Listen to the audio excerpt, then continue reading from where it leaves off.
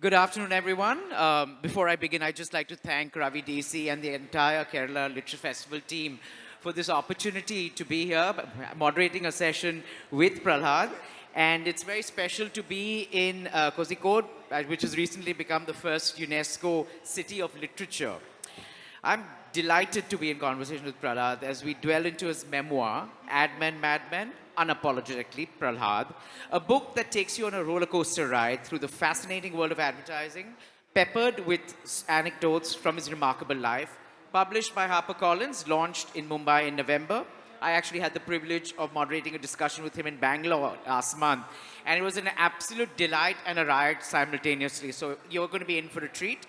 But what better way to introduce Prahlad than read from the jacket of his book?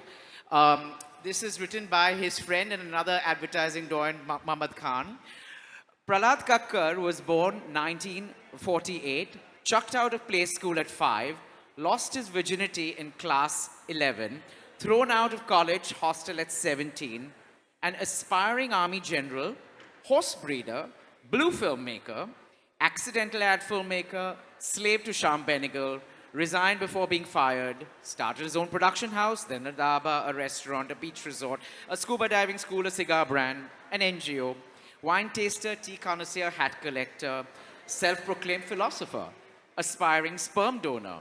Prahlad loves cooking, women, horses, listening to his own voice, not in that order.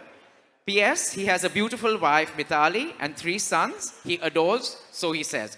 We have Mithali in the audience with us today. Congratulations, Prahlad. Thank you. I'm really amazed at the turnout. I mean, I've never seen anything like it. I thought in India, young people had stopped reading altogether. But what is amazing is Kerala is truly a UNESCO's, they've given it the right award because this festival is bigger than anything that I have seen. And Kerala also has the highest literacy rates. And congratulations, Kerala, because you guys are going to take this country forward. Because reading is all about imagination. If you want to be creative, you have to read a page, you have to close your eyes, and you have to imagine what the visuals are like. When you watch movies, when you go on social media, everything is given to you pre-digested. So your level of retention is very, very low. What you remember and what you don't remember is very, very, you don't remember most of the things because they're complete garbage. But when you pick up a book and you focus and you finish it, it makes you into a creative person. So I'm not surprised that a lot of creative people from Kerala are actually in the middle of advertising. There are 2 states which dominate advertising today, Kerala and Bengal. Wonderful. And to move on to the book we are all here to celebrate, no pun intended, Prahlad, but what was the genesis of this book? And could you share your journey and also the role of your co-author, Shubhangi Sharma, and your wife, Mithali, who you described as Huntawali? Well, you know, I'm a storyteller. All filmmakers are storytellers because engagement is all about content. And content is all about stories. If you don't have a story to tell, you have no audience. It doesn't matter whether you're an engineering product. It doesn't matter whether you're a space capsule. It doesn't matter how technologically advanced you are. It doesn't matter whether it's quantum physics. If it doesn't have a story, you don't have an audience. So I've always been a storyteller, and I used to tell lots of stories about my life, which some people used to believe, some people didn't believe. But when they did a little bit of research into my background, they all found most of it is true. So my wife started telling me that now it's about time you put your thoughts down in a memoir. And I was very reluctant and very lazy, to be very honest. Because speaking is something that comes naturally to me. But writing is something that doesn't come naturally to me because my handwriting is terrible. I can't read it myself sometimes. So I said yes, no. Finally, HarperCollins came, forced us into a contract, and she said, now you have to do it, and I still did do it. And then COVID happened. And COVID was a blessing in disguise because I was stuck at home with my wife 24/7, and she pulled out my riding whip and said, now you have no work to do, you have nowhere to go, sit down and write your book. And the first time I tried writing it, I tried to do a Patli Gali being shortcut. Shortcut was I thought I dictated into a dictaphone and that somebody could then write it. And then when it was transcribed, whatever I had dictated, it was terrible. It didn't sound like me. It was flabby. It went round and round in circles. And it was just quite awful. So I said, now, ye aise to nahi hone wala. This is not going to happen. So I decided to write it. I can't type. I'm technically challenged. So I have to depend on my children for looking at the computer and going on social media and all that sort of rubbish. I can't even go on Google. I can just about WhatsApp. So I'm a dinosaur. So I sat down and I started trying to write it in longhand. And trust me, it was very, very difficult. Because you don't get your rhythm. It takes a little time for a writer to write in his own handwriting and get a rhythm. So it took me about a week, 2 weeks to get my rhythm.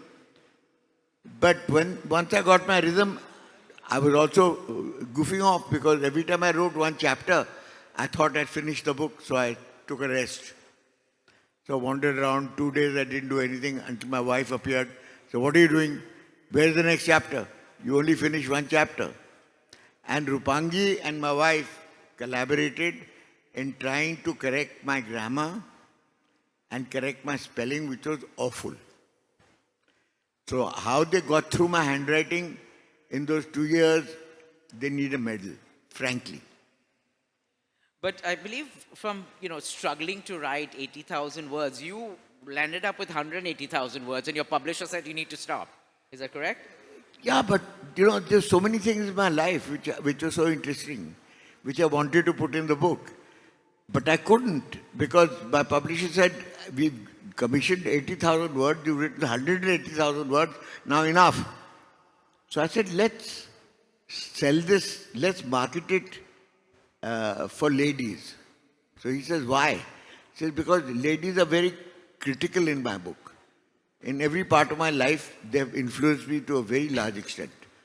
So I said, let's market it to ladies. So he said, how? I said, let's weaponize the book. So if you look at how thick it is, it can stop a bullet. And if you hit somebody with it, they stay hit. So it's a weapon for women to carry with them wherever they go.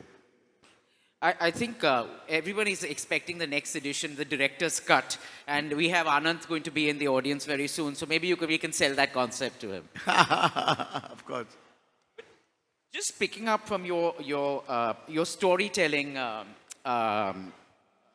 abilities and your, you've often said, I'm trying to find that page. Just bear with me for a second. Come to me. Yeah. You've always depicted storytelling as a challenging the norm of 2 plus 2 is not 4, it's 22.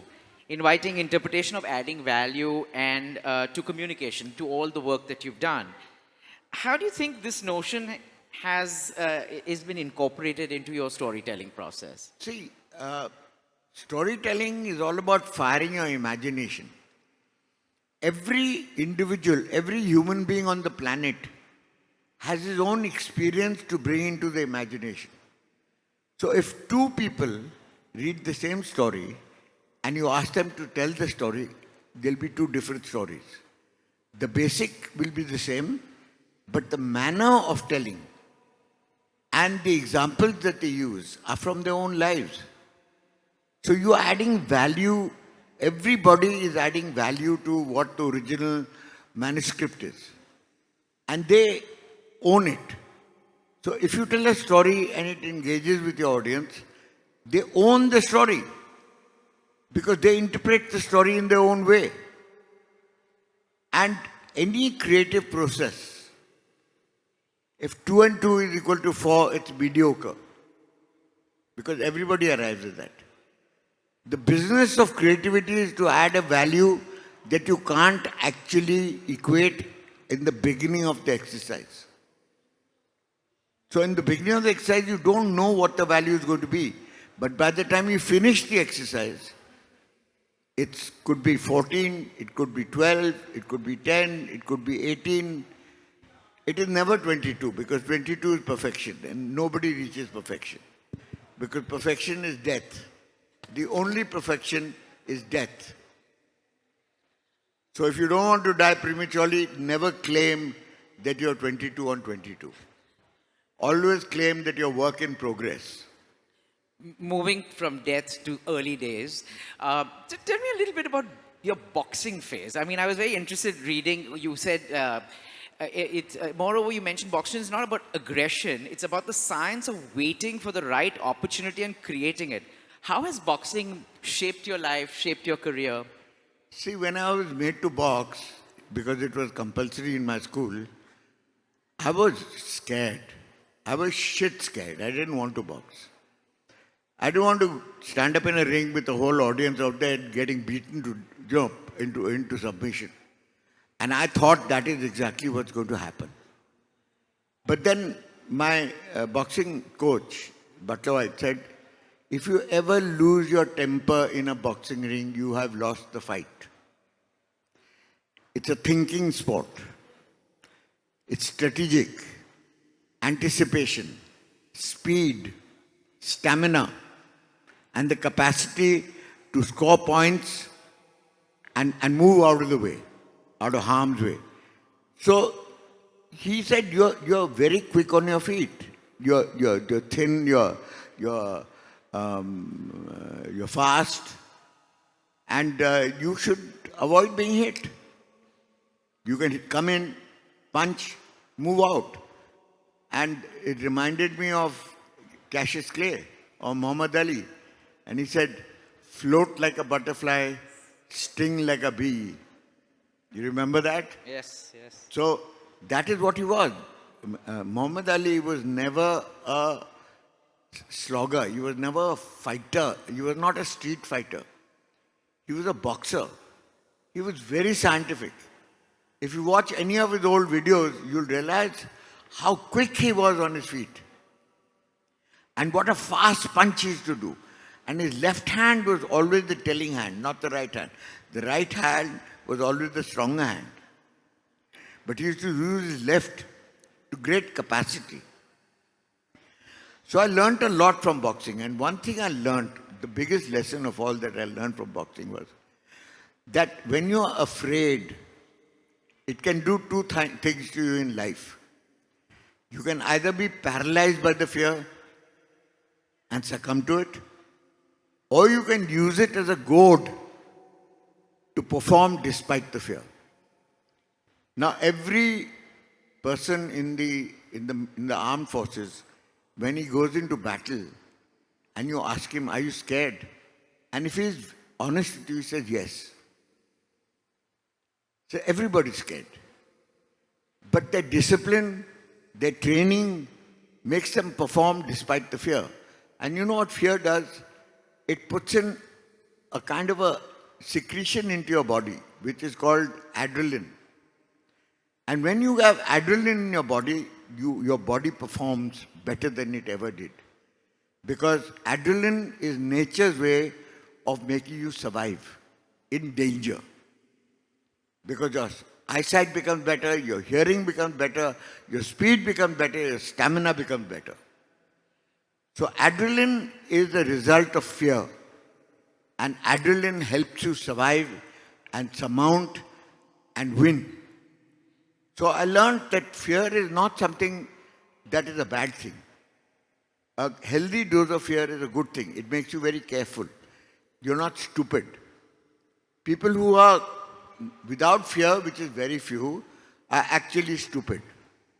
But Prahlad, you've spoken about marketing as war, and you landed into advertising with a degree majoring in military strategy, and your analogies between marketing and warfare.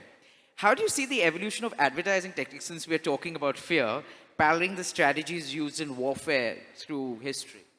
See, the history of the human race is not progress, it's war. One war to another war, constantly, with little gaps in the middle, which is peaceful. Now what war does is, it injects a lot of R&D into war and how to kill people with great efficiency. That same technology is then used in peacetime for microing everything, getting better sound, getting a whole lot of products which are actually a result of the research done during war. Radar, everything is done during war to help you win the war as a nation. Because when you are at war as a nation, you're one. There is no difference. Everybody is a patriot. Everybody contributes his might. And the strategies that you use in wartime are exactly the strategies that you use in marketing. Marketing is all about strategy and tactics. So if you are not nimble on your feet, if you are not in anticipation of what your opponent is going to do or what your competition is going to do, then you're dead. Then you have 2 plus 2 is equal to 4. If you want to be 2 plus 2 is equal to 14, 16, then you have to be one jump ahead of the curve. You have to anticipate. Just going back to your early days, you came to Bombay in 1972 and to work with Shyam Benegal. In fact, Shyam Babu has written a foreword for your book. What were the significant lessons you learned working with Shyam Babu and from those early experiences that shaped your career and approach to filmmaking and advertising?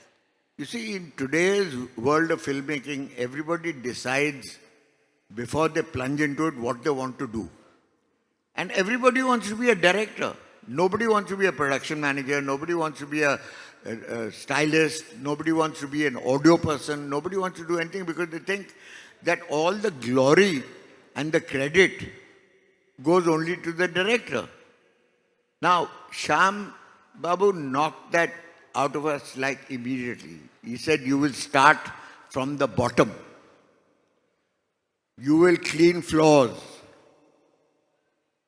You will do production. You will do everything that there is to learn how to make films. That goes into the process. And by the end of it, we were then ready to choose what we were good at. Not what we wanted to do, but what we were good at. So I followed the same dictum in my office, where everybody, all my trainees, were made to do everything from scratch. Which is why they've become so successful in their lives. All my trainees have become hugely successful. They now run the film industry, practically. You throw a stone and you'll hit a Genesis person who's key. So learning everything about the medium is a very important part. Specialization comes later. Specialization comes with aptitude. What are you good at? There's no point doing something that you're not good at. You'll never be best. You'll only be second best. Coming to the clan, we'll come back to that later. The genesis of Genesis, you've described Genesis film production, among other things, a cafe, a brothel, a state-of-the-art kitchen, a training school for future disruptors, a scuba diving school, an experiment for life, a breeding ground for flight of imagination and fantasy, and an office functioning 24/7, and all this and more. How did a production house morph into a school of life? Because production is all about life. When you're making a film, you're replicating life. You can't make a film without life, without people, without their stories, without their struggle, without their journey, without that inspiration. So ours was 360-degree experience in the office. It wasn't only filmmaking. It was also scuba diving. It was also cooking. Because cooking is creative. Always remember that. To be a damn good chef, you have to be creative. You cannot follow a recipe. That's too simple. You make your own recipes. Exactly like films. So everything works. You mentioned earlier about weaponizing the book, but coming to you hilariously credit your proficiency in the English language and your love for poetry to having attractive women teachers, and unfortunately the people who taught you Hindi were not as easy on the eye. Now, throughout your book, you've highlighted how women have played a very inspiring role for you at different stages in your professional career. And in fact, it's known that Prahlad gives the best projects to women versus men, if all things are equal. So tell us about what makes women stand out in this professional setting. And when you're sharing that, also I'd love to hear a little bit about your collaboration with Anuja Chauhan. You know, when I started making films with Sham also had a very strong female-oriented characters in his films. If you look at Ankur, it was Shabana. If you look at Manthan, it was Smita. Even though she wasn't playing the main lead, she was very critical in the making of the film and the shape that the film took. So what happens is that I found during my work areas that men are entitled. They're entitled by their upbringing. They think that they can demand things and it will be done for them. Because in their homes, when they demand something, the mothers run around and give it to them. They can do no wrong. The women have to take the brunt of the running of the household, of going to college, of helping out, of doing everything. So I found three very important things in women which are very important for filmmaking. They have a very high level of aesthetics. They don't have to learn it, they already know. They have a very high threshold of pain because they are the ones who go through pregnancy. And men never can imagine the kind of pain that you have during labor. Only a woman will know, and there's no way to describe it. So their threshold of pain is so high that they can take pressure much better than men. And the third is, because they're not entitled, they have to work twice as hard as men to prove that they're equal. So they are salt of the earth. In my opinion, women should rule the world because they are capable of doing it. You talk a little bit about Anuja Chauhan and your collaboration. Anuja and me worked together on the Pepsi campaigns right from the beginning, nothing official about it, where she was a trainee. And she was the blessed child. She was very unlike a copywriter in an agency. She used to be very cute, and she used to put her feet up, she used to take her shoes off, do cross-legged in meetings with multinationals, and talk in a very interesting, anecdotal manner. So when Pepsi lost the World Cup to Coke, for Pepsi it was a disaster.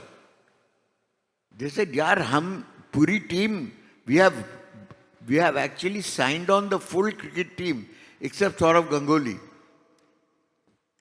who had signed on with Coke. And we have lost the World Cup. What are we going to do now?" So Anuja said something very strange. She said, "So what if we are not officially the sponsor of the World Cup? That is only inside the stadium, na? Outside the stadium, There are 200,000 more numbers than inside the stadium. If in the stadium there are 50,000 people, people watching the match from outside are lakhs. So why can't we be them? Why can't we be unofficial? Now, the DNA of Pepsi always was that it was always a young brand. It appealed to people between 16 and 30. And everybody at the age of 16 and 30 is anti-establishment. They're all revolutionaries. They want to do everything that their parents tell them not to do. And because they're revolutionaries, they're all identified with nothing official about it. Because they were unofficial. Says, we are not going by the rules. We are going to break the rules. So young people own the breaking of rules. And why is that so important? Because if you have to progress as a society, you have to break the old rules and make new ones.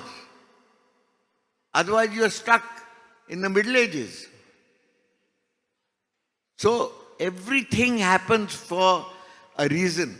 And which is why young people are always the vanguard of all revolutions. You take any one of them, including a social revolution where women are not allowed to wear makeup at home and to leave the house. The parents frown upon them in the old days. They say, you won't wear makeup because it's not good. You attract too much attention. So what did they do? They went outside the house and went to a public toilet and did their makeup and went to college. And on the way home, they would wipe the makeup and they would come home and pretend to be Sati Savitris.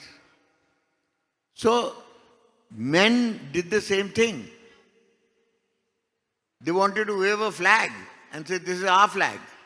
So Pepsi inadvertently, Anuja inadvertently locked onto that thought that we are anti-establishment, we are irreverent, we are funny, we don't follow rules. So that is how the campaign came to be. And since we are in a cricket-loving state, share some anecdotes from some of your films. I believe the Shane Warne one, or even Sachin, and all the stars that you have possibly they've done their first commercial with you. Well, Sachin started with us when he was 16 years old, very shy, spoke very little, was very underconfident, except when he had a bat in his hand. Socially, he was one little chua. He used to sit in the corner and not talk to anybody except his friends in Marathi. But when he came on the field, he was all of 5'4", but when he held that bat, he was a giant. So we knew that he had the caliber of a warrior. But he didn't have the confidence of a warrior socially. So when we first launched him, I realized that very clearly that he was very shy. And that we decided as an office to adopt him.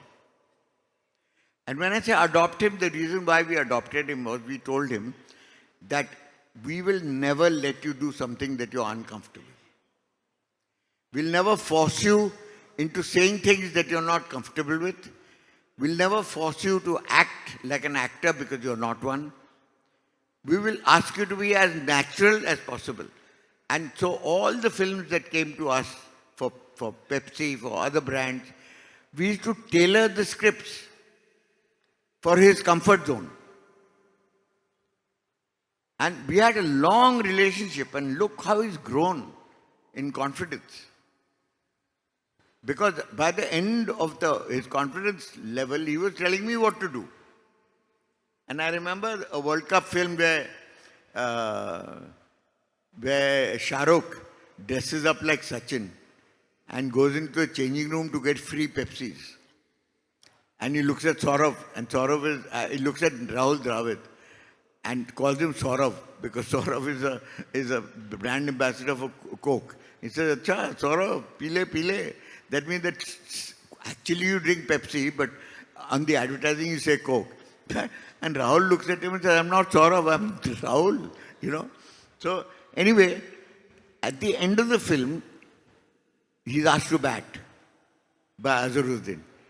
And he's shitting because he doesn't want to face the West Indian fast bowlers. So he's going around looking for an escape route and he meets Sachin outside. And the original script was that he tells, Sachin says, hi Shahrukh. So he says, Sachin, takes off his wig and says, thank you, thank God you're here. Here, take the bat and please do the needful. And Sachin says, that's too predictable. So I said, what do you want to do? So he said, I'll take the Pepsi and go back into the changing room and let him go and bat. So that whole idea was his. And we actually incorporated it in the film. Wonderful. Speaking of another thing you adopted, I believe it's another category, but you adopted something called Snoopy the Snake. What was that about? We had a Bombay Dang film to shoot. And the script that we had written for Bombay Dang had pythons, panthers, helicopter crashes, because it was a James Bond film. Because the male version of Bombay Dang at that time was a James Bond. So we had lots of action in the film. But we could not find a python. Because python was very necessary because his girlfriend comes out of having a bath with a python wrapped around her neck. And we looked and we couldn't find a python. And one day in Colaba Causeway, I saw a python around the neck of a fakir. And he pushed the python in my face and said, Paisa. So I said, how much money for the python? So he looks at me and says, what do you mean? It's my python. I said, I know, I want to buy him. So he, off the top of his cuff at that time, said 400 rupees, thinking that I would go away. So I took out 400 rupees and gave it to him and said, give me the python. So he took the python off his neck and put it around my neck. Now, the python used to be in office. We had put one assistant to look after the python, bathe him and, feed him and all. So, waiting for the shoot. On the day of the shoot, we were shooting in Mr. Bal Munkar's house, which is the client. He was the agency and he was very reluctant to give us his house. And we were wondering why. So we realized he was getting married for the second time and he was bringing his bride home that evening. And he said, everybody had to clear out of my house by 6 o'clock. So we agreed. But as shoots go, everything got delayed. Because the panther that was supposed to come from Chennai got stuck at the border, and by the time he arrived, it was 3 in the afternoon. And our male lead, who was Orzendo Bose, took one look at the panther and said, what do I have to do? I said, you have to pet him. I said, I'm not touching him. I said, hello, that's the script, boss. If you're not going to pet him, how is he your panther? So he says, no, I need a drink. So he disappeared to have a drink. And we found him at 8 at night in Jew at some bar drinking. And he had already drunk some 6 drinks. So we called him back, and finally he had enough courage to touch the panther. But by that time, Mr. Mudkar arrived with his new bride. And we had anticipated that any moment he was going to come, so we cleared his bedroom out. In the bedroom was our prop room, where all the makeup and everything was being done. We cleared his bedroom, we put flowers on his bed, and we turned around and told him, sir, we are very sorry, we haven't finished, and we've left your bed alone, and you please go in, nobody will disturb you.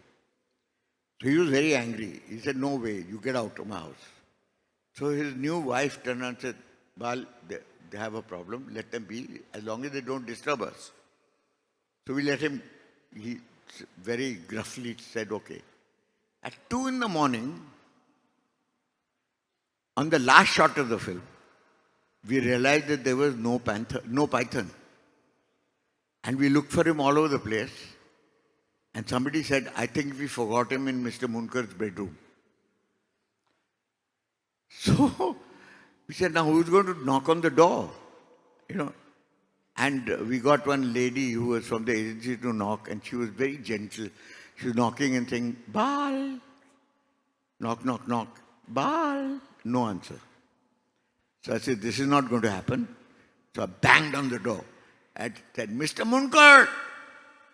And dharam, the door opened. And he stood there in a bedsheet with his hair all disheveled, looking like Nero. And what is it?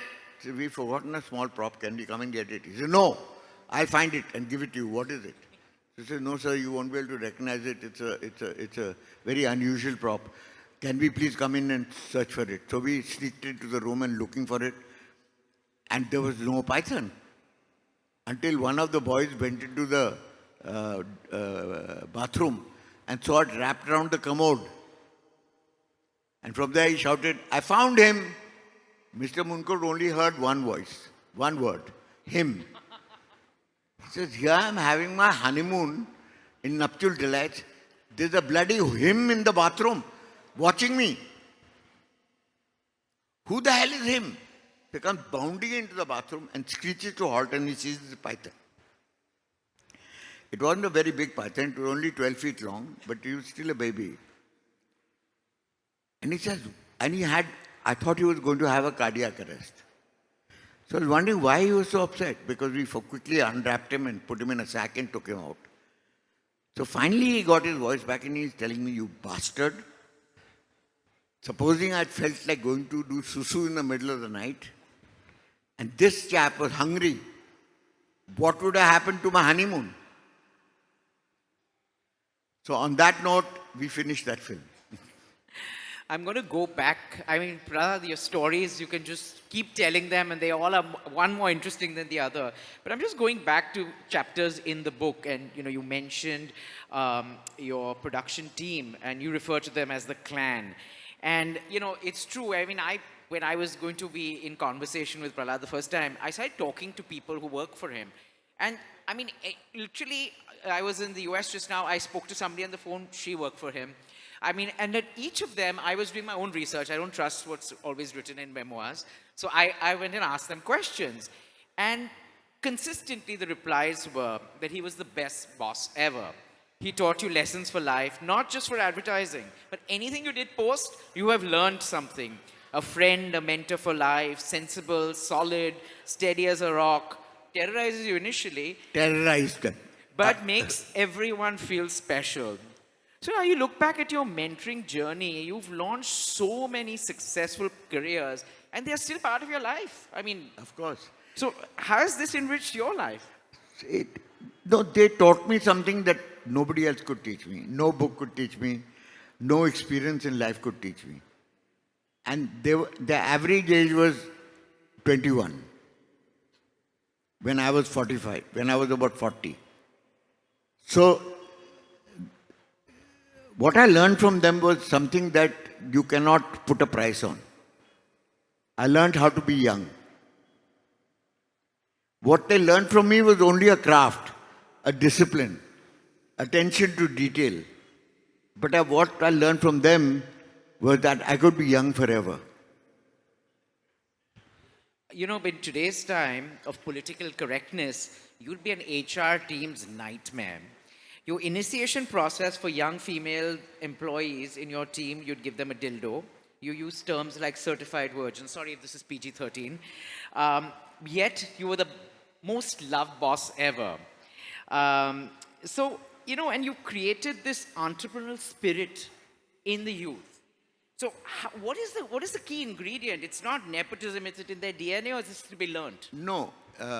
Entrepreneurship is to go beyond fear. There can be no entrepreneur in the world who is afraid of failing. And the biggest problem in this country is that we teach our children to be afraid of failing or to be ashamed of failing. And that is why we have such few entrepreneurs. Everybody looks for a job. Nobody wants to start their own business because they are afraid to fail. And we taught them how to fail with grace. And that failing is not failing until you say yourself, I have failed. As long as you keep coming back and doing it again and again and again until you succeed, you have not failed. Wonderful. And we used to reward people who used to fail. We used to reward them. You defy the stereotype that's there that men can't multitask because you juggle not one but 12 different hats. I mean, the list is long. We already read some of it, from a production house to a dhaba to a restaurant. I mean, how do you manage to do all these 12 to 14 things simultaneously? We barely can do two. Two things. I have a very strong female side. Because I was brought up by my mother. My father died when I was 13 or 9 years old. So I was brought up by a very strong woman, all by herself, and my sister. So I have a very strong affinity and a very strong understanding of the female side. And multitasking is something that comes naturally to women. They can handle 3-4 jobs simultaneously without dropping the ball. So I could manage that. But the key to my multitasking was I always found the right people to run the business for me. Always. So I didn't have to run it myself. I just found the right people to run it. They were passionate, highly motivated, and to them it was love's labor. So they just did it. But you'd give most of those jobs to women. Lot of them, but some men. There was this, if you remember in Bangalore, he was sitting with a friend of mine and he was reading your book and he sent me and I told him I'm doing this again. And he wrote to me this. He said, what really struck me about Prahlad was his ability to appreciate the beauty in women, yet be so respectful towards them. Not a trait a brown man carries well. So that's a little bit of a shout out to you. Well, as I said, I was brought up by my mother. She taught me how to respect women because she single-handedly brought both of us up, which was quite a task. Prahlad, we've got to keep 15 minutes for audience Q&A. So I'm going to just do the one wrap-up question, then open it up to the audience, and I'll come back. I have lots more to talk to you about if I can. Times are changing. Technology is changing. There's now generative AI, upcoming trends.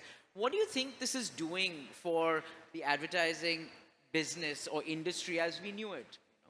See, the business of filmmaking and advertising is creativity. If you don't read,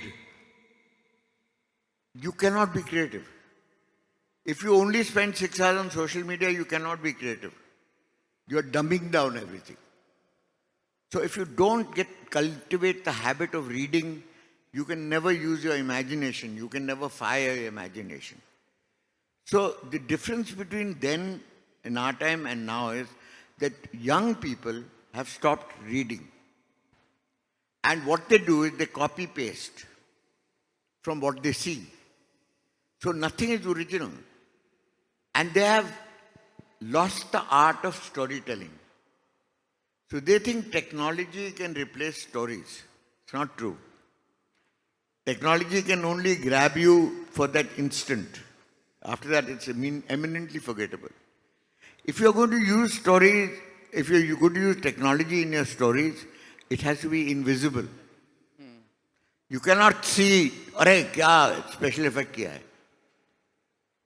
You have to turn and say, "Man, how did Spielberg make those dinosaurs in that park? They look so real. How did he do it?" How is the question. Not, "Wow, this is technology." So, always remember, king is always content. King is always storytelling. If you lose track of your stories, you have no engagement. I'm sure the audiences are thinking, ye dil mange more. So I'm going to open it up to some questions. Do we have some in the audience? Can we give her a mic?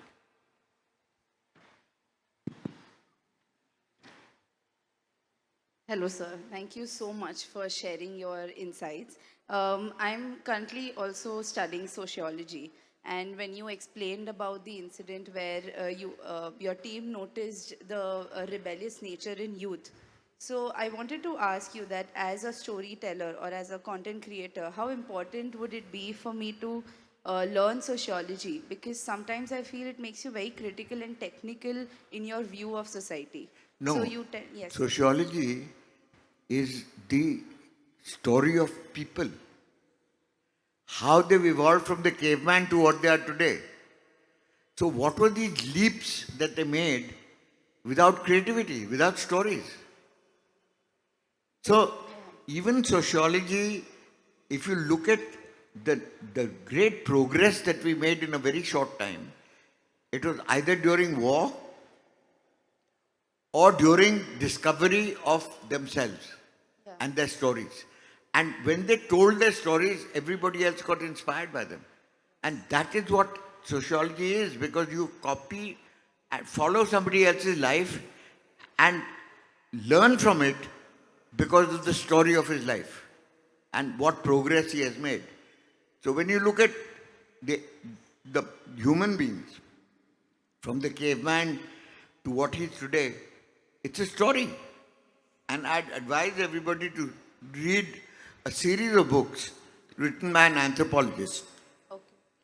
Her name is M.M. Aul, A-E-U-L. And she wrote the Earth series books on Neanderthal man and the evolution of that. And the adventure stories about a woman. How she broke out of that mold, how she broke rules, how she learned to hunt, because women were not allowed to hunt, only men were allowed to hunt. Women were only cooks and bottle washers and bringing up children. So it's the story of the progress of man and women. And if you read a series, the first book is called The Clan of the Cave Bear. The second is called The Valley of the Horses. And the third is called Pillars of Stone. So if you read it, you'll understand more about sociology and anthropology than any textbook can ever give you. So if Mr. Dalrymple is here, Yes. okay, he has changed the way we read our history. Yes. You know, we talk about dates, battles, people, and that's it. There's no flesh and blood to the stories. There's no real material for you to take away and learn something from it except by rote. And when you learn something by rote for your exam, you vomit it out and you forget about it. Now I have a question for the audience here. If you read history,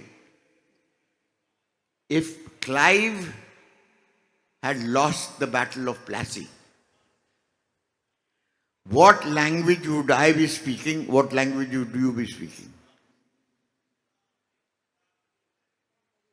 Anyone? Does anybody remember the Battle of Plassey? Between Clive and Sirajuddaula for Bengal.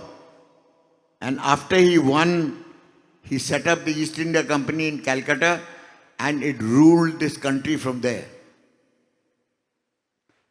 Okay, the beginning of British rule was the Battle of Plassey.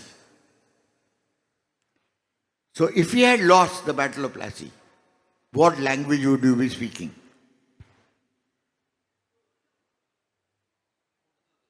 No. See, there was a world power that was fighting the British at that time in the world. Napoleon came up, fought the British, and so did a lot of French people. So the French were supporting Sirajuddaula. And if Sirajuddaula had won, their influence would have been tremendous. We'd be speaking French, like they do in Mauritius. Okay, now, how many characters came out of that battle? There was Robert Clive, there was Sirajuddaula, there was the British, there was the French, and there was a man called Mir Jafar. Mir Jafar was paid by the British to betray Sirajuddaula halfway through the battle because he was his commander-in-chief. And forever, every traitor is today called Mir Jafar. Another question, guys? Hi. Two questions. One is, which is your favorite ad and which gives you a lot of satisfaction in directing? And the second one, you have a program in Lakshadweep called Lakka Dives. What is the current state of the reefs there in Lakshadweep? Is it properly conserved? Well, suddenly there's a lot of interest in Lakshadweep, thanks to the Prime Minister going snorkeling there. But Lakshadweep are very fragile islands, and I don't think we can go headlong into development of those islands without completely destroying them. So it has to be done step by step. There's no doubt that tourism is a very big deal in the Lakshadweep. There's a possibility, there's huge potential, but not mass tourism. Very highly specialized tourism, water sports, diving, snorkeling, fish life, fishing. So it is high income, low impact. You have to control the carbon footprint in Lakshadweep.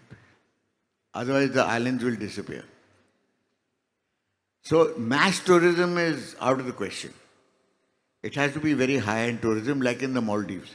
Most people can't afford the Maldives because they pitch themselves so high. But the Maldives are not like Lakshadweep. Maldives are not so fragile. They have 1,500 islands. We have only 14. So it's limited to how much traffic you can put out there regardless of the infrastructure. And as far as, what was the first question? The ad. Favorite ad. Your favorite ad you directed. Well, you know, it's like this. If you had 100 illegitimate children, who would you favor? Who would be your favorite? The first. Not necessarily. Usually it's the last. The youngest child is always the favored child.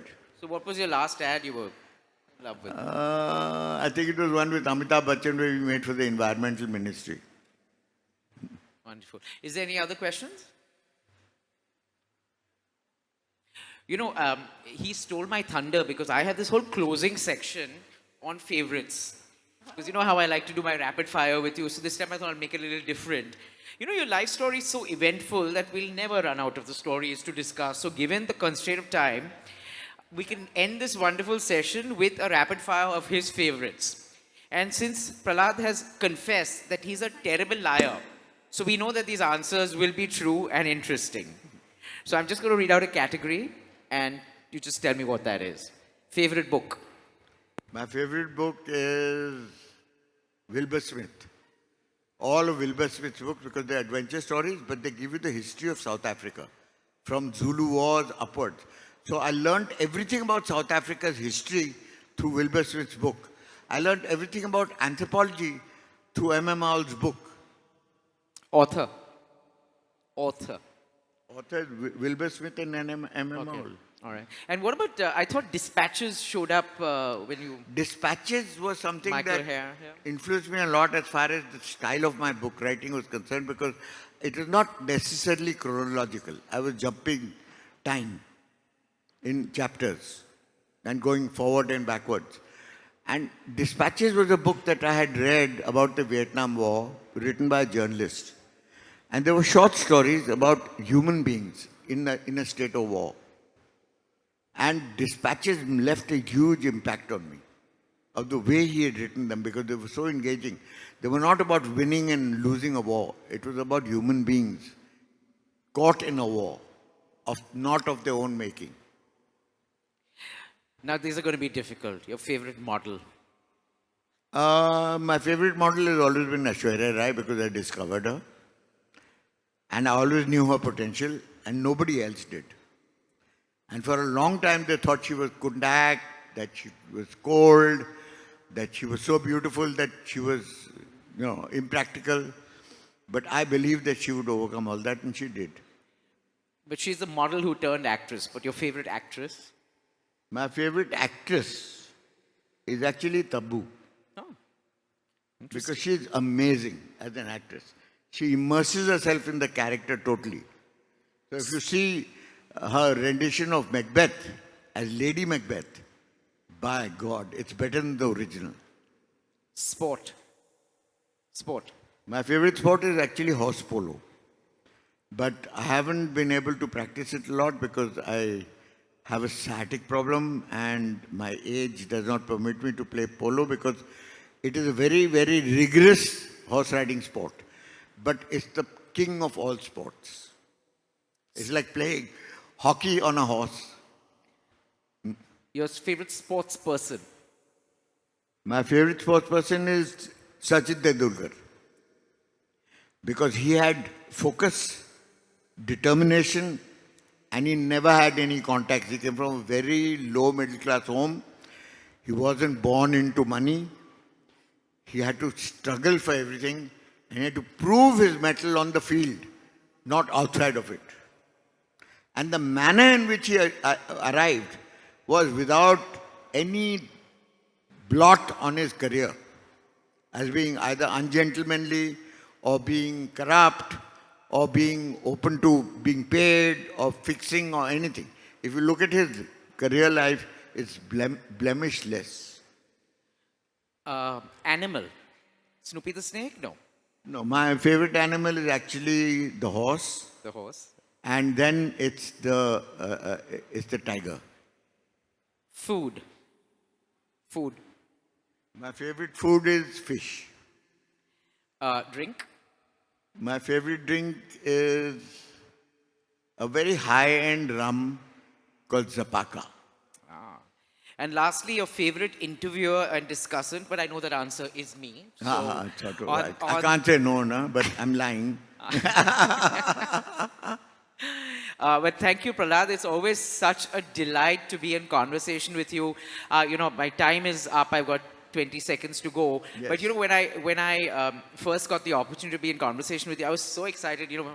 My advertising days in New York, I said I'm going to finally speak to the madman, the Don Draper himself. And when I started talking to people, I said, you're the exact opposite of Don Draper. I mean, he was a misogynist. You're a feminist.